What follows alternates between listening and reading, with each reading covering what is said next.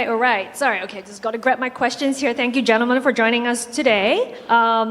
Maybe before we get into the meat of the discussion, if all of you can just do a really quick introduction to yourselves, who you're representing, what do you do? I think let's start from Matt and then come down this way. Perfect. Well, hello everyone. My name is Matthew Schneider. I'm the CEO and founder of a company called Building Inc., which is the perfect name for real estate tokenization. You can think of us as a data layer for tokenized real estate, or maybe a Carfax or an MRI. Essentially what we want to do is make sure that all of the information required to bring stuff on chain is present with the real estate itself, and then we can truly achieve transparency and auditability and all these great things that blockchain is offering. Hi. Hello, can you hear me? All right. Hi, I'm Michael Ching. I'm with Aptos Foundation. First of all, I want to give a shout out to Ellen and the team for pulling this off again. This is the second year. Yeah, round of applause for sure, for sure. Here at Aptos, we've got Hawaii roots, and so we really want to see this industry take place and grow. The CEO who spoke last year, Avery Ching, couldn't make it this year, but he's a local boy. I'm a local boy, and I'm here as well. So. I manage Treasury and operations for Aptos Foundation. Aptos is a layer 1 blockchain. We're the fastest, most scalable blockchain infrastructure to enable capital markets on chain for billions of users. That's the vision, and we continue to build towards that. Hey, thanks everybody for coming out again. Awesome show out. This is the second year, and I love to see it keep growing over and over. So Ellen, thank you for putting this on. Zach Manafort here. I am the growth marketing lead for Phoenix Growth, which is a growth marketing organization helping build communities, social, pretty much full stack marketing for new projects, old projects, large projects, small projects, anything and everything. But also on the side, I'm an ambassador for Avalanche and helping push forward their initiatives, specifically on RWA for this event. And helping get the word out, what they're doing, how we can onboard people, and just really just being there for any questions that you might have about Avalanche itself. Awesome. Thank you so much, guys. So I don't know what happened, but all of a sudden this year I'm seeing RWA, like the term RWA come up like everywhere. Like, why? I mean, like, how did that become the buzzword of this year, I would say, actually. Yeah, I think, whoa, that was loud. So I think for me, it's bringing all these assets that are illiquid, hard to get access to. There's traditional issues with processing times and the cost, and it's moving all those on chain and removing a lot of those barriers. And I think that's what everybody wants in this fast-paced, short attention span world. Like, everyone wants access to things now and wants to be able to just access them anywhere 24/7. And that's what really bringing any digital or any real product online into a digital state allows us to do, from real estate to Pokemon cards to treasury bills. Anything and everything can be tokenized and allows you to trade anywhere in the world without having the limitations that we've been experiencing for the past 100+ years. Actually, you know what? I just realized maybe there's some people who are new to this space in the room today. Zach did a really great kind of explanation of why it's taking off. But maybe Michael or Matthew, do you just want to do a quick one-liner on like what RWA tokenization is? Like what the senator did like for a 3-year-old, or like a third grader or something. Yeah. Well, a real-world asset is pretty much everything that exists in the real world, and that's partly why it's taking off, because right now all the stuff on blockchain are coins that we don't really trust or like, or it's speculative. And so the idea is that we have existing financial products. I mean, you might invest in money market funds or real estate or art. That's stuff that people trust. But now we're starting to say, let's get it into the modern era and bring it onto a blockchain, because it could be distributed further, or it's more transparent. And so you're seeing this inflection point where people are finally taking the industry seriously. I think that's what RWA tokenization indicates, that finally the legacy industries and institutions acknowledge that this technology has value, and they're rushing to get stuff on chain and realize additional alpha that's generated from this technology. Maybe it's faster, maybe it can be distributed across the world, but in the end, it's going to potentially make more money. Michael? And maybe a couple of examples might be helpful too. So at Aptos, we're very focused on RWAs and bringing value on chain. RWAs are basically bringing value on chain.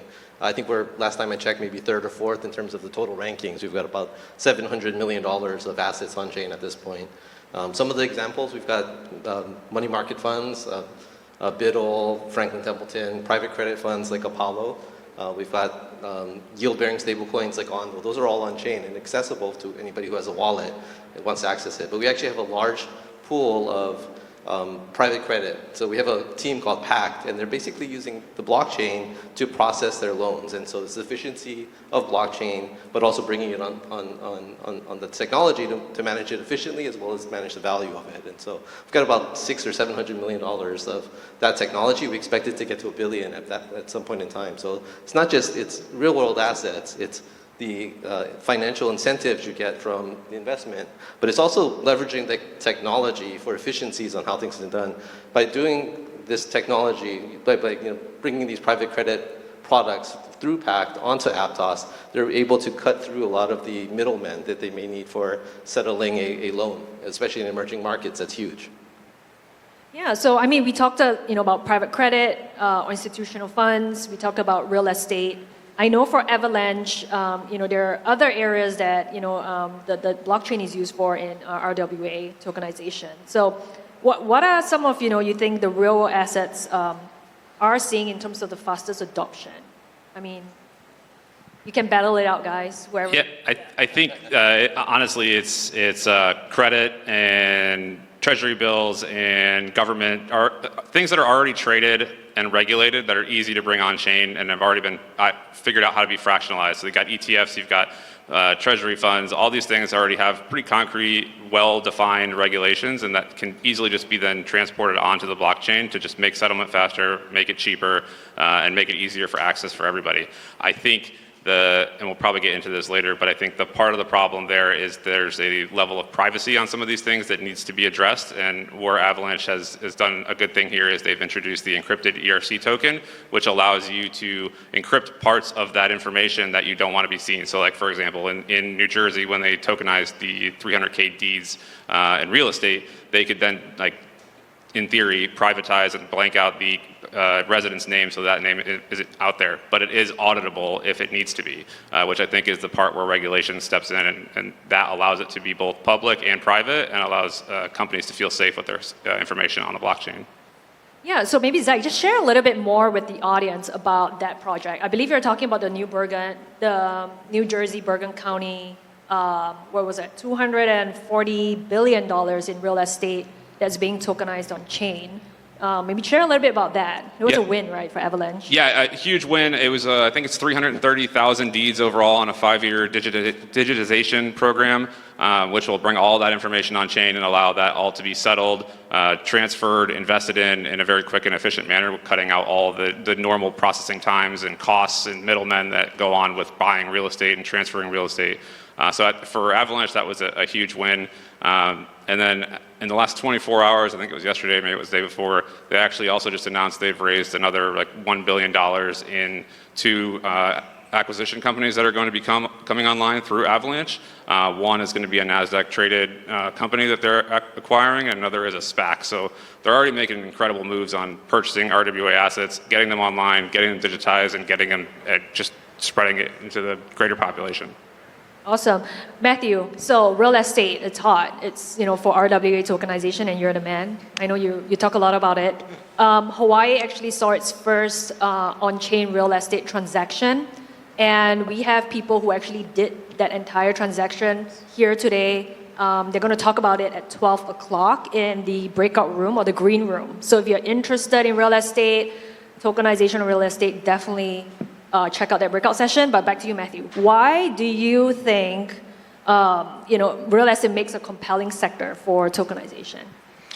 Well, first I would like to start with a concept called the tokenization continuum, which is how easy it is to tokenize something and then how much that asset class stands to benefit. And real estate has a lot of opportunity moving on-chain because it could potentially unlock a lot of the value. Hundreds of trillions of dollars globally that sits in this asset class, but is usually just held in equity format in the capital stack that we can't really access. However, that being said, it's a very tangible thing. Real estate is everything around us. And so if you look at what has been tokenized so far, it's things that are highly regulated, usually government-backed or insured in some capacity, and already digitally native. when you have a bond doesn't really exist physically.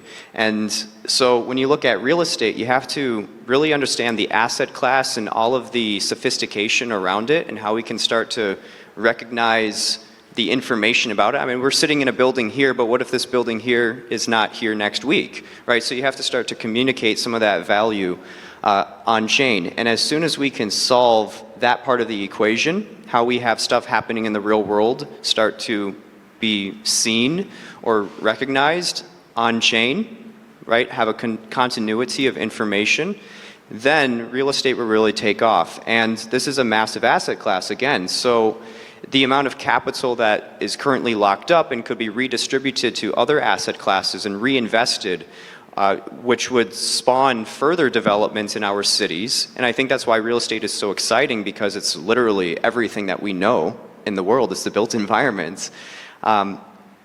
That's super promising. Then there's other perspectives, such as the distribution of investments. So could you have new investor classes that are now investing into institutional grade commercial real estate or even residential real estate? Think cross-border investment, and this goes both ways. You know, what does it look like when a German family office invests into Hong Kong, or a US family office invests into Lagos, Nigeria? Right, so you're going to start to see money flow into projects and stimulation of the economy and new investment opportunities and hopefully wealth building opportunities that we just have not seen historically.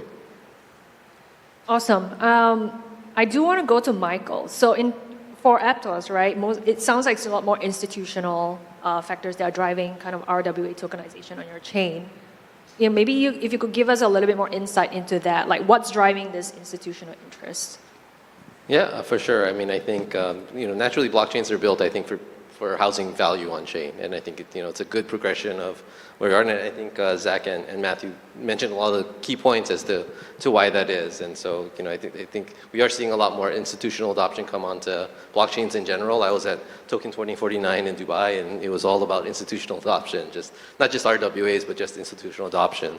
So definitely that wave is started, and I think we're still building up. We're seeing a lot more conversation about it. And I think us at Aptos, we're trying to position our chain as one that is institutional ready. We've got a lot of strong partners. I've mentioned BlackRock, Franklin Templeton, Apollo, Brevin Howard. These are all folks who are dedicated to bringing value on chain, or their products on chain, and they're available on Aptos as well. And I can just see that trend continue to build as we go forward. And we're doing a lot of work to kind of build more momentum in this space. I think real estate's a good asset class. I think tokenized equity is something we'll see start to build up over time. I've seen proposals for things, collectibles even. Like I don't know when those markets mature, but Jordan sneakers or Pokemon cards, and those are starting to take off to some degree as well. So this space is really, really thriving. I think where we're focused is definitely much more on the institutional and the larger scale, just because I think the chain is built for that. But I think this is really the beginning of the wave. Any other thoughts, guys, on that? No, I think honestly they both hit it perfectly. Yeah. So, we have two chains here that are, I would say, kind of top of mind, especially this year when it comes to RWA tokenization, where we have Aptos Foundation. They were ranked first by Boston Consulting Group for RWA tokenization in terms of total value on chain, but also as asset diversity in terms of private credit, US Treasuries, institutional funds. And then we have, on the other hand, we have Avalanche, who is making all the news with other types of tokenization, such as the DMV of California car titles. Zach mentioned the New Jersey Bergen County real estate tokenization project. I believe Toyota just announced something. Before I let you guys kind of explain to us like why your chain is better, I do want to talk to Matthew. Well, Matthew, you're not part of the chain. Like you're building a platform that leverages one of these chains, right? So maybe if you could just share a little bit more from your perspective, like what is building choosing, like in terms of a chain when you're building out your products for your customers, and what is important to you? So first of all, we're chain agnostic, and I believe that the multi-chain approach is very important. There are a lot of blockchains out there, right? And we don't know which one is going to rule the world in the end, and probably there won't just be one. And so you need to be able to leverage different blockchains, you need interoperability, and it has to maintain a collaborative environment. And so that's the perspective that we take. We happen to, one of our leading chains is VeChain, and we like the sustainability elements. I also talk about smart cities and ESG and how these things blend together with real estate tokenization. So there's just a little bit of like ideological thesis there. But that being said, every chain has its pros and cons. Some are more efficient than others. Some have built-in compliance. And so you just want to leverage what's appropriate for your product. And in our case, we're so multifaceted and flexible that we can kind of run either way, and maybe a conversation will proceed with both of these guys later. Yeah, I think to me, honestly, it's similar to any other industry. I don't think there's one solution for every customer, and every customer is going to have a different need, and the chain that they select is going to be based on what they're trying to achieve. Similar to like, rental cars, you've got all different companies. Similar to like, we'll say wallets, we've got MetaMask, Grabby, like they all offer different things, but at the end of the day, they're all helping push adoption forward. They're driving uses for customers, and they're solving problems that existed previously that they're making things easier for everybody. So I think when it comes down to which chain is better, I don't think there is an answer for a better chain. I just think that there are slight differences that may appeal to different customers. So on Avalanche, for instance, we have got L1s that can be customized and set up to basically set your own security permissions, use your own gas token, set your own encrypted tokens if you need to maintain privacy, as well as very low transaction fees with recent upgrades over the last year, reducing fees by about 99.5% on the heaviest of load days, which turns transactions into basically a rounding error for most companies. And I know Aptos is pretty much the same when it comes to how inexpensive it is. And at the end of the day, a lot of the reasons that a company is going to select a certain chain is the security good, is the transaction fees fast, is finality really quick, and is the transactions cheap and efficient for everybody. The only other difference, honestly, in my mind between Aptos and Avalanche is just that the languages are different. Avalanche is built on the EVM language, which appeals to more institutions at the moment, I would say, just because they're more familiar with it, and Move is relatively a newer one. But again, I don't think it's as big of a difference to split hairs on. So in my mind, honestly, my personal belief is chain agnostic, and there's going to come a point where there's aggregators and things that'll be able to, you can trade no matter what chain you're on, and it'll just pull from wherever it's being housed. So there's plenty of room. It's a multi-trillions and trillions and trillions of dollars TAM. So, I mean, there's room for more than just Aptos and Avalanche, and I think that's just my opinion. Yeah, I'm not quite sure how to respond. Of course, I'm biased of which chain is the best, but I think each ecosystem, each chain has their own benefits, right? There's a lot of liquidity in certain ones. Ecosystems are thriving. Aptos is a fairly newer chain, but I think technology-wise, we believe in what we're doing in terms of the speed of transactions. It's less than 100 milliseconds. That's faster than you blink in terms of just executing a block on Aptos at this point in time. In terms of the gas cost, I don't know how many zeros are before you actually start to hit. It's like 10,000 transactions for a penny or something like that. It's really, really like there's a lot to do. But at the same time, we're still building an ecosystem. We're trying to grow as much as we can. So I think for each builder, there's different appeals for each one. What I can say for us is we do believe we're cheap, we're fast, we'll scale. A lot of the technology that we've built at Aptos is coming from Facebook or DM from that time, and a lot of the founders of the company who built the technology were basically building this technology for billions and billions of users who are on Facebook, and so we're leveraging that. That's where Move, the language, was built and founded, and that's what we continue to leverage. And we're about 3 years into the journey. We've had 37 upgrades of the technology since that point in time, just adding new features, making things faster. Gas has gotten cheaper, technology has gotten faster. I think we've gotten like 20,000 transactions per second in real time in actual practice. In simulations, we've gotten up to 300,000 transactions per second. I think the goal is to get to 1 million. I think that's where the technology can get to. So that's where we are. But once again, that's we're resting on the credentials of the technology. We're trying to build a user base with institutions as well as grow our ecosystem. I think that's our mission, and that's what we're trying to accomplish.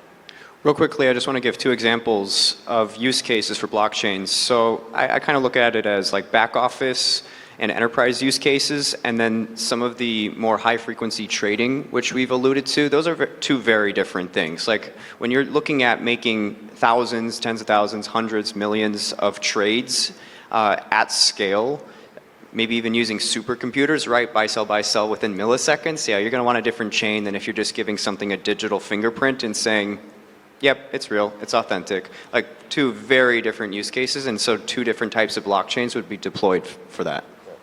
Yeah, maybe Matthew, I think that's a great point. Do you want to share a little bit more, like at least for building, right? When you guys are choosing, different maybe chains for different projects or clients, what are some of the key considerations that the builders out here who are listening in should consider? I mean, one would be use case, like you were talking about just now, whether it's front end or whether it's more on the trading side of things. Yeah, I guess decide if you sit in the back office or if you have something that's going to be an exchange or a marketplace. And then as you communicate your use case to a chain and see if they're a good fit, also see what incentives there are. As a builder, you are the prize, right? Every chain wants you on, and so if they can make a compelling argument for you to onboard to that chain and use them, then they should display that.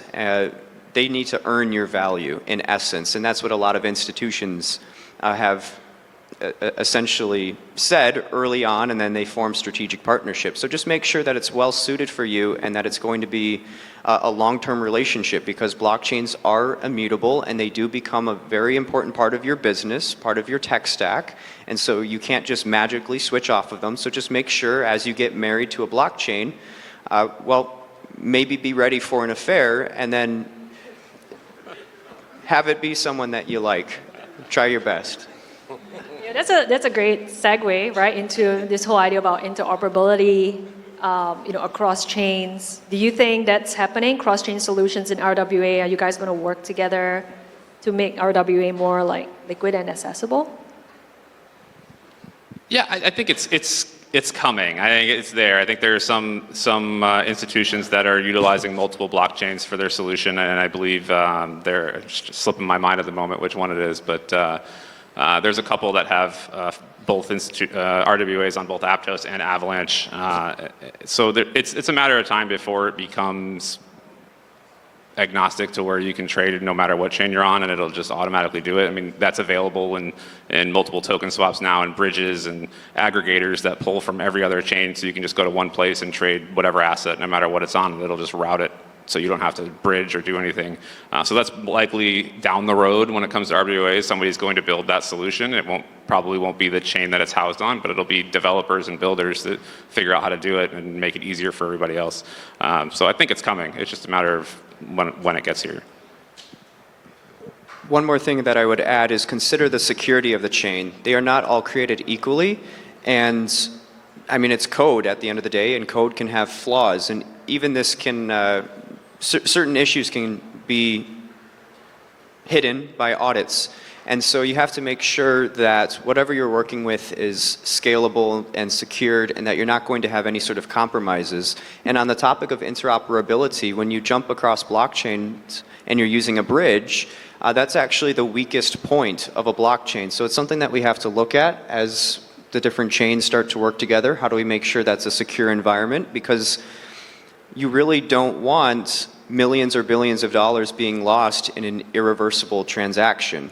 That just simply cannot be allowed. And unlike traditional finance where we can reverse things, it does not happen with blockchains. So that's a major fault in the system right now, and we need to figure out what the right approach to that is. And I think a lot of institutions are thinking about that, because you can't just lose billions of dollars accidentally. Something went wrong. Oops, sorry. We can't allow for that. Great. So barriers to adoption. So I know for real estate, for one, right? I mean, we do everything on chain. We love to say everything's on chain, but at the same time, there's all this paper manual processes that are being done simultaneously to complement that, because it's not, maybe for some states or even in Hawaii, I don't think a full on-chain transaction is legally recognized at this moment. So maybe Matthew, if you want to just chime in on on, from a real estate perspective, what are some of the barriers you see? And then let's go down the line in terms of like barriers to adoption. Well, first I'll start with something I haven't mentioned, which is the regulatory aspect and government in general. Real estate is a regulated industry, which means there's going to be some sort of bureaucratic body that oversees the transfer of ownership or certain paperwork, and you have to report that. And a lot of that has hardly been digitized in the first place. A lot of records are still paper, and so therefore they're really not ready for blockchain. It's a big ask for them. And if they were to start to replace the current technology and move over to blockchain, there's costs associated with that. And then generally speaking, this is at a very municipal level. So you have to get every single town, city, county, and state to buy in. We can't just have like wide sweeping federal regulation that says, okay, everybody's using a blockchain now. And then which blockchain is it going to be? So it's a very highly fragmented, government in the nature is already fragmented, and now you're installing technology which is equally fragmented. So it's a little bit messy in that regard. The other portion is the paperwork. How do you start to digitize things so that you can then tokenize it? When you have physical paper, and these are contracts, how do you realize that in a digital realm? Like it's actually a bit more sophisticated of a process to do that, and it has to be court enforceable. So just because something appears on chain, does it have the same enforceability and the power of attorney that our paper documents have? And this is the big thing with smart contracts right now. They're neither smart nor contracts. So we have to bridge that and have all the backing bodies to say, yes, as we start to write code and our contracts become programmable, it's instantly enforceable. But then you have to ask, okay, so what are the caveats of that? Because so much of our court system is based around context. We always leave a little bit of wiggle room, some contingency and ambiguity so that we can interpret the law. Code does not interpret, it just executes. So there's a lot to mess with. And then finally, I would say just the cost of technology itself. To implement this, to develop a solution, have the software, to distribute it, and get your clients onboarded, it's expensive. So you have to justify that cost. And as of right now, I have not seen, although at the institutional use case level, this is true, like, it makes sense for them, but I haven't seen a lot of people realize value from just tokenization alone. It's usually part of a digitization plan, and you're overhauling a bunch of systems at once, and then you start to save basis points. But even then, it's a little bit. For us, for the retail consumer, you don't really care if you're saving $1 on 100, whereas an institution might like 1% on $1 billion worth of transactions. So we just have to realize, how do we bring down the prices and make this affordable and accessible to people so that your average real estate developer or your art collector says, yeah, I'm going to subscribe to this platform, I'm going to onboard because it's going to save me money or make me more money. That's what people care about at the end of the day. If this was making people tons and tons of money, mass adoption would already be here. Instead, we have to persuade people and compel them and make them come to events and say, please tokenize. But I think that change is coming very soon. We'll get into that. I want to hear your ideas on why this change is coming soon. Okay, well, Michael, barriers to adoption, maybe what you're seeing on your end?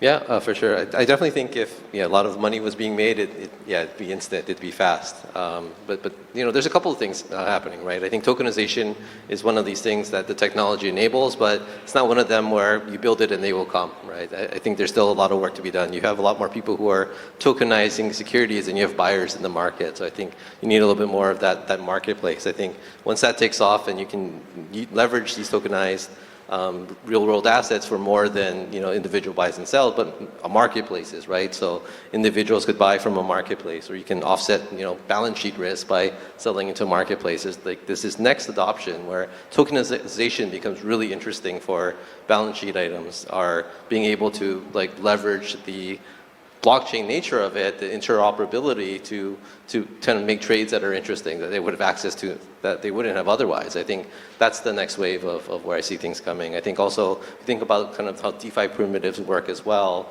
where, in normal DeFi, you can put, I'll speak on Aptos, you can put APT into borrow lend, you can deposit it, you can borrow another asset against it. It's fairly seamless, it's very easy. If we get to that point on real world assets where you can leverage your BUIDL fund holding and use it to borrow stable coins in one like easy swoop, then that's another use case that could be uncovered here as well. So I feel like there's still a lot of innovation that's left to go, especially in this space. Leave me with the last one.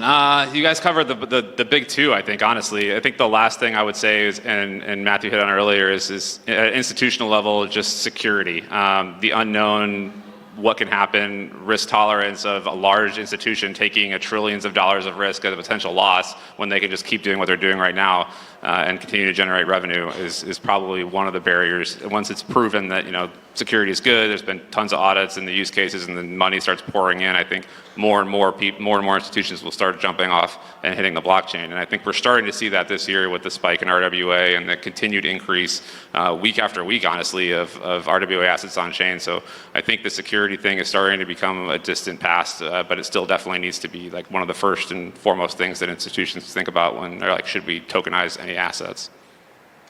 Yeah, I think that's all great points. I think, just kind of my conversations with, organizations trying to tokenize, one of the biggest barriers I see would be legacy systems, or even before legacy systems, nothing's being digitized at all. So, I mean, have you guys seen any of that in your work? Okay, Matt's smiling, I guess real estate.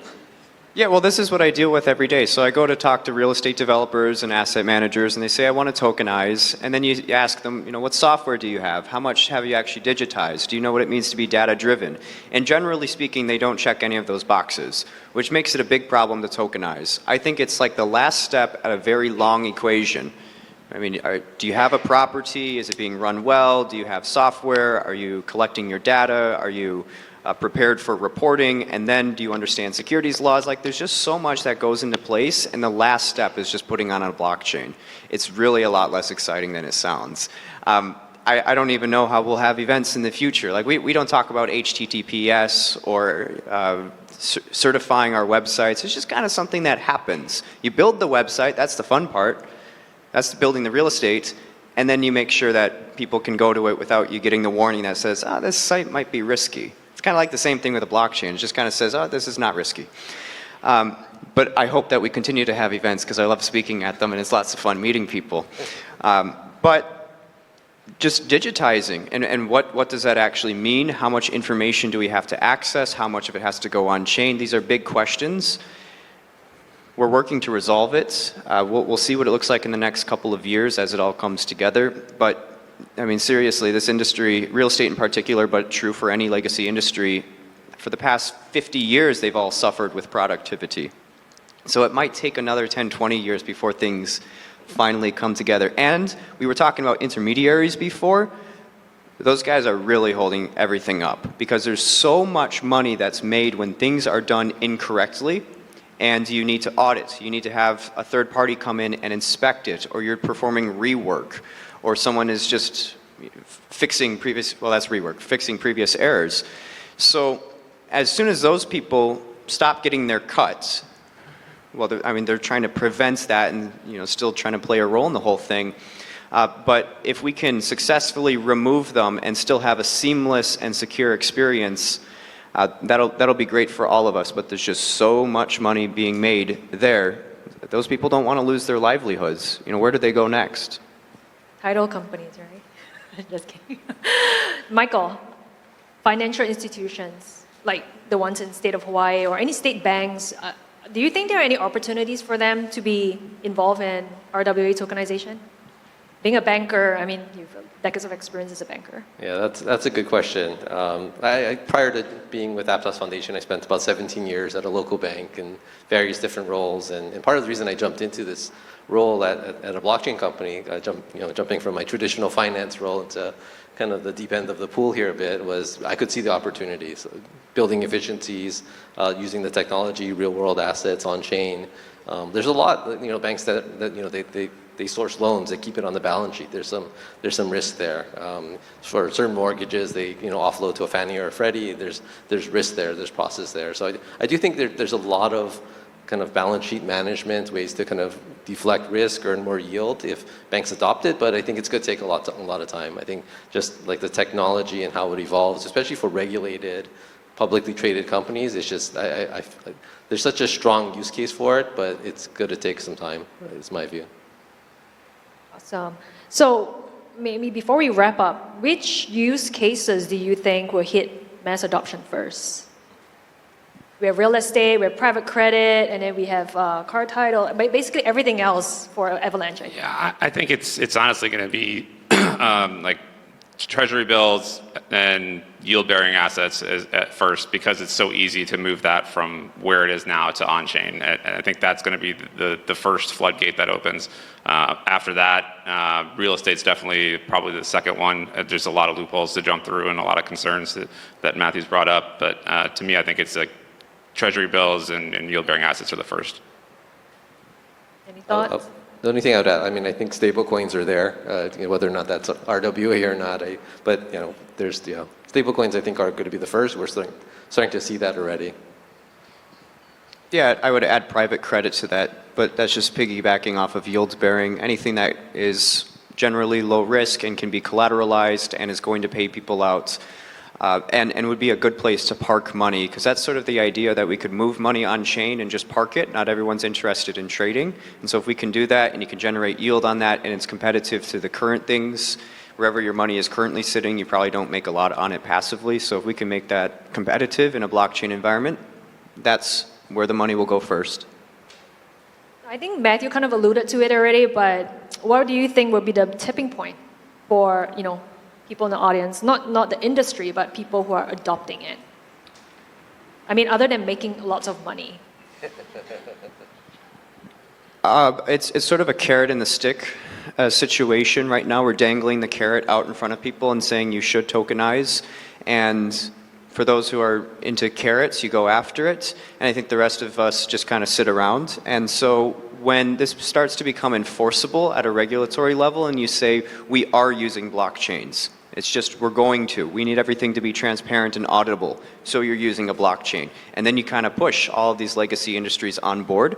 And even if it's not from a government governing body, if it's at the institutional level and they say, in order for us to lend to you or to do business with you or insure you, we want to see a blockchain in there somewhere in some digital infrastructure, then you're going to see this rush, because you literally would not be able to get around it at that point.